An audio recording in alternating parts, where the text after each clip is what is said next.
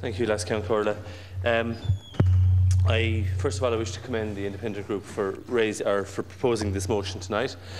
I suppose as a government backbencher, I'd take the unusual step of commending the government chief whip for not opposing the motion. I think it's maybe a tiny sign of reform, very badly needed reform in this Parliament, which has long enough seen, I think, a Punch and Judy show. And indeed, we haven't had the reform that we would like, or the extent of reform that we would like by this government. But nevertheless, there has been some, and one should welcome, I believe, any positive developments in the times that we're in at the moment.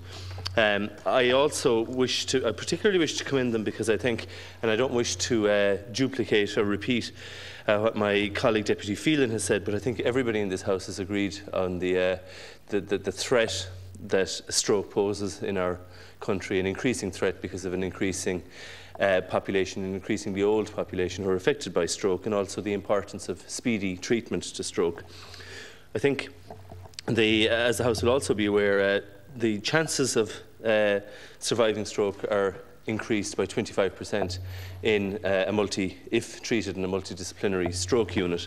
And it was for that reason that last year I asked the Minister for Health if nursing and therapist posts funded under the National Stroke Programme, because they're essential to the development of an acute stroke unit in the Midwestern Regional Hospital in Limerick that will save lives and reduce cases of permanent severe disability, will be filled by the end of the year. That was 2011, and asked if he would make a statement on the matter. I was somewhat disappointed to learn from the Minister that he wished to advise that the 45 nursing and therapist posts identified under the National Stroke Programme are at various stages of the recruitment process, but it is unlikely that they will be filled by the end of the year. However, when this motion was raised, I did further research the matter with the Minister's department and was pleased and gratified to learn that those posts have now, people have now been hired for each of those posts. They haven't taken up the positions yet, nevertheless people have been hired for each of those positions. So I do think that that also marks progress. I'd also wish to draw the House's attention to the fact that in the very early days of this government, in fact in March, a major tender was launched by the HSE to construct a multi-million-euro extension at the Midwestern Regional Hospital.